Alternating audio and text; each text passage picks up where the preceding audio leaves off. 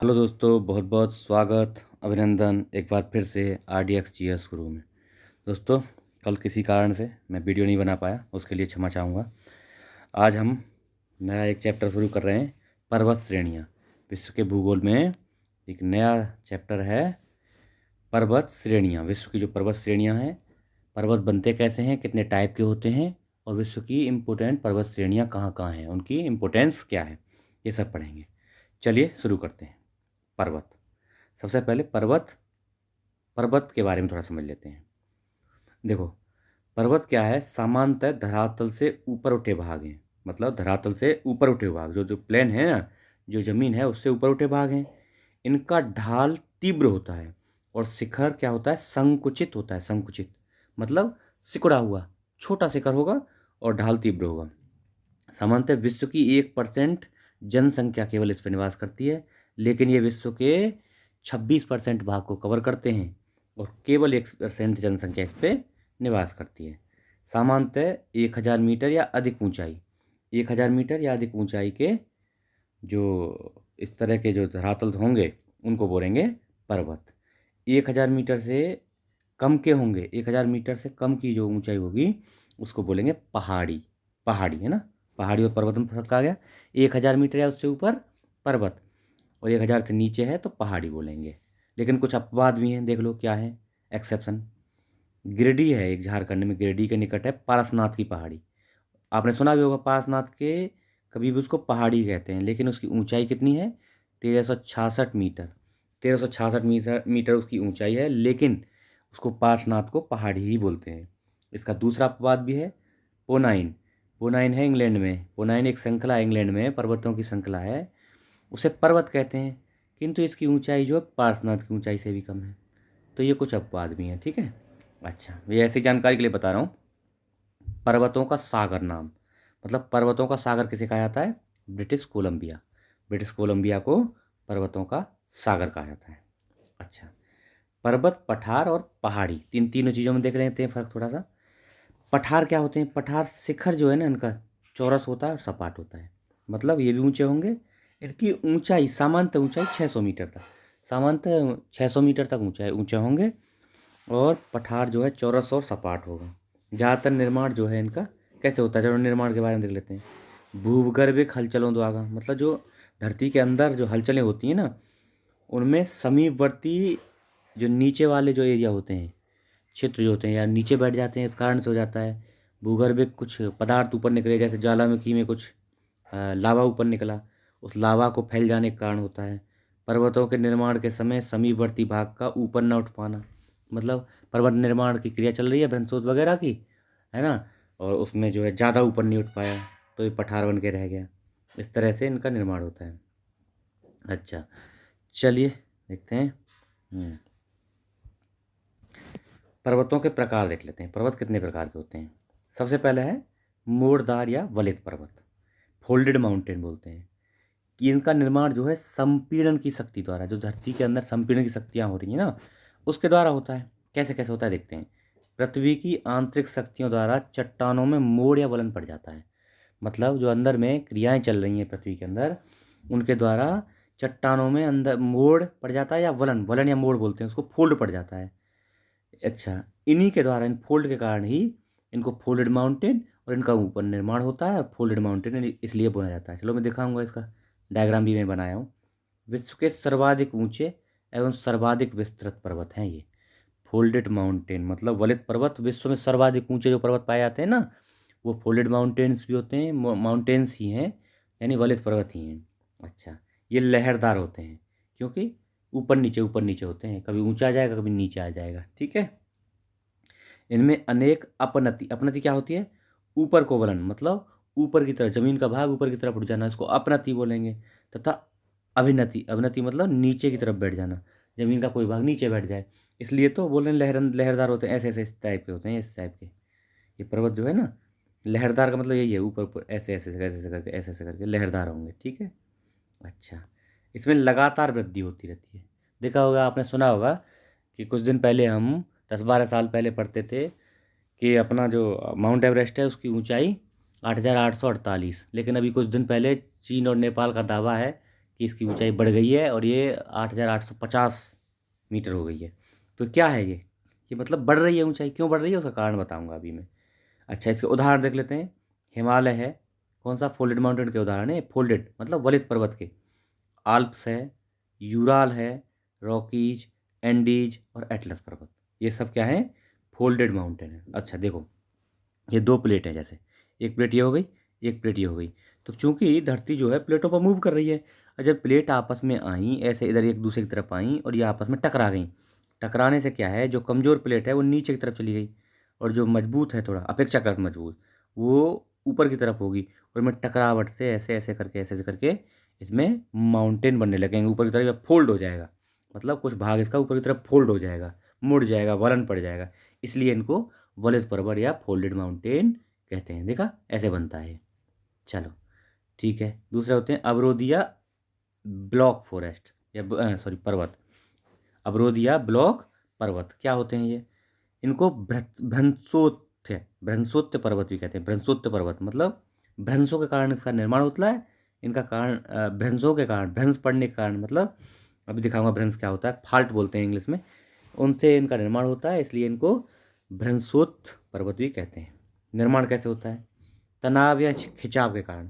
तनाव या खिंचाव के कारण, देखो मैंने डायग्राम बनाया है सबका समझने के लिए, आप देखो। अच्छा, तनाव या खिंचाव के कारण क्या होता है, जब जब प्लेटों में तनाव होता है, खिंचाव होता है, या एक दूसरे से साइड में जा रही होती हैं, मतलब एक दूसरे के साइड से ऐसे निकल रही होती हैं।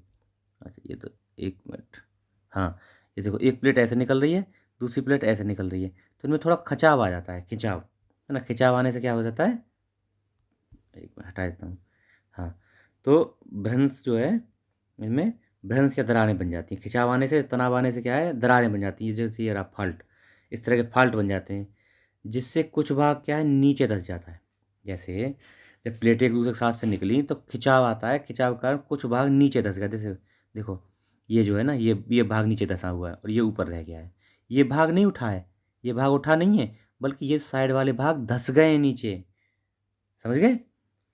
मतलब क्या है, ये प्लेन था ऐसे, तो इस साइड वाला भाग नीचे बैठ जाए, ये नीचे बैठ जाए, तो ये ऊपर ही रह जाएगा ना, ये ऊपर उठा नहीं है, ये ऊपर उठा नहीं है।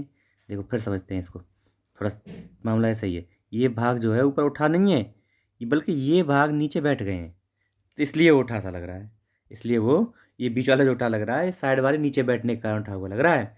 ठीक है, दरारों के ऊंचे उठे भाग भी पर्वत बन जाते हैं। जब ऊंचे उठे भाग, ये बचे रह जाएंगे, यही पर्वत का निर्माण करेंगे।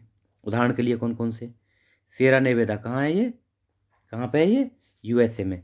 सर्वाधिक विस्तृत इस तरह का ब्लॉक ब्लॉक पर्वत का सर्वाधिक विस्तृत यही है, सेरा नेवेदा।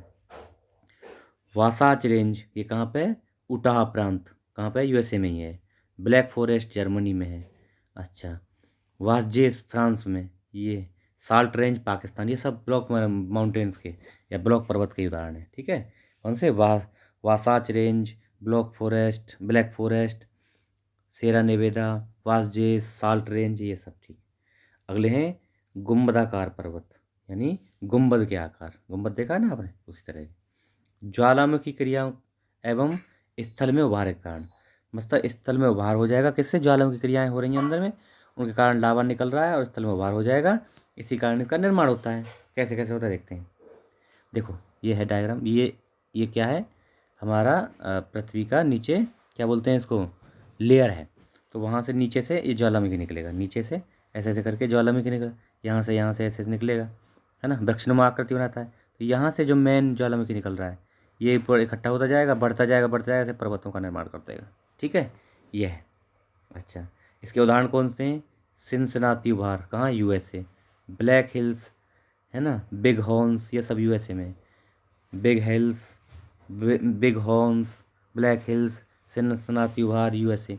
फ्यूजियामा जापान का। कोटोपैक्सी इक्वेडोर का, ये सब उसी के उदाहरण हैं। कोटोपैक्सी ज्वालामुखी और फ्यूजियामा भी ज्वालामुखी है। ठीक है, मिश्रित या जटिल पर्वत, ये क्या है, बनावटी संबंधी अनेक जटिलताएं, है ना, दो तीन तरह से मिलकर बनता है, उसमें मिश्रित हो गया। जैसे सेरा नेवेदा, एनाकोंडा श्रेणी, इसमें कुछ ज़्यादा देखने की जरूरत नहीं। ठीक है, अगला है अवशिष्ट पर्वत। अवशिष्ट मतलब क्या होता है, पर्वत, ये क्या है, नॉर्मली ये पर्वत नहीं है, ये पहले ही कोई किसी तरह से बने हुए पर्वत हैं, उन्हीं से अपर्दन क्रिया द्वारा, अपर्दन शक्तियों द्वारा प्रारंभिक परिवर्तनों के घर्षण के कारण। मतलब मान लो ब्लॉक फॉरेस्ट बन गया कोई, अब वो क्या होगा, समय के अनुसार धीरे धीरे उसमें अपर्दन होगा, मतलब क्षरण होगा, धीरे धीरे टूट फूट होगी। तो उसी के कारण जो पर्वत बच जाएंगे उसको अपर्दित पर्वत बोलते हैं या अपशिष्ट पर्वत बोलते हैं। उदाहरण कौन कौन से हैं इसके? अरावली है, पेनाइन है, पेनाइन कहाँ पड़ता है? यूरोप में। अपलेसियन है यूएसए में, ठीक है, ये उसके उदाहरण है। अगला देखते हैं, संग्रहित पर्वत, यानी ज्वालामुखी पर्वत ही बोलते हैं इसको, संग्रहित पर्वत। ये क्या है? ज्वालामुखी उद्गार से विस्तृत लावा निकला, विखंडित कुछ पदार्थ निकलते हैं, वो राख चूर्ण आदि के क्रमबद्ध या असंबद्ध, मतलब एक या क्रम से जमा हो जाएं या बिखरे हुए जमा हो जाएं, उनके एकीकरण से इनका निर्माण होता है। जो ज्वालामुखी के कारण ये सब पदार्थ निकलते हैं ना, राख है, लावा है, या अगर चूर्ण है या कोई और टुकड़े वगैरह हैं, ये सब इकट्ठे हो जाए इनसे बनते हैं, तो इनको संग्रहित पर्वत कहते हैं। कौन सा है? फ्यूजियामा और कोटोपैक्सी दोनों इसी तरह से बने हुए हैं। अच्छा, अन्य तथ्य देख लेते हैं कुछ इंपॉर्टेंट। विश्व की सबसे लंबी पर्वत श्रेणी कौन सी है? एंडीज। कहाँ पड़ती है? दक्षिण अमेरिका में, 7200 किलोमीटर लंबी है। सर्वोच्च बिंदु इसका क्या है? अकांकागुआ। रॉकीज के बारे में देख लेते हैं। उत्तरी अमेरिका में पड़ती है, 4800 किलोमीटर की रेंज है। सर्वोच्च बिंदु क्या है? Mount Elbert. हिमालय के बारे में देख लेते हैं। दक्षिण एशिया में पड़ता है, 2400 किलोमीटर रेंज है। विश्व की सर्वोच्च क्या है? सर्वोच्च चोटी एवरेस्ट या सागर माथा भी बोलते हैं उसको, यहीं पर है। विश्व की प्रथम सर्वोच्च सर्वोच्च 10 चोटियाँ जो है ना, यहीं पर है, हिमालय में ही। अच्छा, दक्षिणी आल्प्स कहाँ है? न्यूजीलैंड में। सर्वोच्च चोटी माउंट कुक या आबोराकी। देखो, दक्षिणी आल्प्स कहाँ है? न्यूजीलैंड, लेकिन केवल आल्प्स कहाँ है? मध्य यूरोप में। इसकी सर्वाधिक बड़ी पर्वतमाला है, कहाँ की? यूरोप की, मध्य यूरोप की सबसे बड़ी पर्वतमाला है आल्प्स। और दक्षिणी आल्प्स कहाँ है? न्यूजीलैंड में। इसका विस्तार कहाँ कहाँ है आल्प्स का? फ्रांस में, ऑस्ट्रिया, जर्मनी एवं स्विट्जरलैंड। आल्प्स का, दक्षिणी आल्प्स न्यूजीलैंड, याद रखना। सर्वोच्च बिंदु कहाँ है इसका? आल्प्स का माउंट कुक, उसका क्या? Mount blank. किसका? आल्प्स का माउंट ब्लैंक, और माउंट कुक दक्षिणी आल्प्स न्यूजीलैंड वाली का। अच्छा, एटलस कहाँ पे? अफ्रीका में। एटलस अफ्रीका में। विस्तार कहाँ कहाँ है? मोरक्को में है, अल्जीरिया और ट्यूनीसिया। एटलस अफ्रीका में पड़ता है, मोरक्को, अल्जीरिया और ट्यूनीसिया में। वाइट पर्वत कहाँ? कैलिफोर्निया में पड़ेगा, यूएसए में। ब्लैक पर्वत नॉर्थ कैरोलिना प्रांत, ब्लैक पर्वत नॉर्थ कैरोलिना प्रांत, ये भी यूएसए में है। यह ग्रेट अपलेसियन पर्वत का ही तंत्र है। अपलेसियन तंत्र है ना, अपलेसियन तंत्र यूएसए का, उसी का ही भाग है ये ब्लैक पर्वत। वाइट पर्वत, ब्लैक पर्वत दोनों यूएसए में, ठीक है। ब्लैक फॉरेस्ट कहाँ है? जर्मनी में, भी ऊपर पढ़ाया था मैं। अराकान योमा, ये देखो इंडिया के लिए बहुत important. Arakan Yoma Bharat Myanmar की सीमा निर्धारित करता है। भारत और म्यांमार की सीमा पे है अराकान योमा। प्रमुख पहाड़ियाँ कौन कौन सी इसकी? नागा, चिन, पटकोई, लुशाई, ये सब अराकान योमा की प्रमुख पहाड़ियाँ। माउंट टेटालिस कहाँ पे? स्विट्जरलैंड में, माउंट टेटालिस स्विट्जरलैंड। और एपिनाइन इटली में माउंट और टेटालिस कहाँ पे? स्विट्जरलैंड। अच्छा, विश्व की पर्वत श्रेणियाँ देखो, कुछ देख लेते हैं। इसमें क्या है, ये है कुछ, मैंने मैप लगाया, मैप में देख लेते हैं। देखिए चलो, ठीक है, देखते हैं। देखो, मैकिनले ये है, देखो ये है रॉकीज, मैं पढ़ाया था ना, रॉकीज उत्तरी अमेरिका में पड़ता है। और यह है एंडीज, दक्षिणी अमेरिका में, विश्व की सबसे लंबी पर्वत चोटी। सेरा नेवेदा पढ़ाया था, ये सेरा नेवेदा, अलास्का श्रेणी, यहाँ पे अलास्का यूएसए की है। मैकेंजी पर्वत में बताया था, ये है मैकेंजी। अपलेसियन है ना, ब्लैक फॉरेस्ट पढ़ रहे थे, अपलेसियन का ही भाग है ना वो, अपलेसियन। अच्छा, कोटोपैक्सी एक, और ये चेम्बेराजी, ये सब कोटोपैक्सी, ये यहाँ पर्वत भी है। कोटोपैक्सी क्या है? दक्षिणी अमेरिका में पड़ता है। क्या है ये? ज्वालामुखी भी है। ड्रैकन्सबर्ग, ये कहाँ है? साउथ अफ्रीका में पड़ता है। किलिमंजारो अफ्रीका में पड़ता है, तंजानिया में। कैमरून इधर। एटलस पर्वत, ये रहा एटलस अफ्रीका का, कहाँ कहाँ? ट्यूनीसिया वगैरह पढ़ाया था ना। अच्छा, पिरेनीज पेनाइन यूरोप वाले, यूरोप में आ गए अब। ब्लैक फॉरेस्ट, आल्प्स, काकेसस है ना। यूराल पर्वत, ये रहा यूराल, कहाँ है? रूस में। स्कैंडिनेविया या स्कैंडिनेवियन कंट्री पड़ती है ना, स्वीडन, डेनमार्क, फिनलैंड, नॉर्वे, ये सब, ये स्कैंडिनेवियन कंट्री हैं। देखो, ये हिमालयन रेंज आ गई यहाँ। इसमें कौन कौन से? हिंदुकश है, पामीर की नोट है ना। अच्छा, अराकान योमा, ये रहा अराकान योमा भारत और म्यांमार की सीमा पर। पश्चिमी घाट इंडिया का ये रहा, हिमालय पूरा ये रेंज हो गई। अच्छा, अल्टाई पर्वत यहीं पड़ेगा, हैं, स्टैनबॉय और ब्रोकन हिल्स, ब्रोकन मतलब टूटी हुई, ग्रेट डिवाइडिंग रेंज, ये ग्रेट डिवाइडिंग रेंज ऑस्ट्रेलिया की बहुत इंपॉर्टेंट है।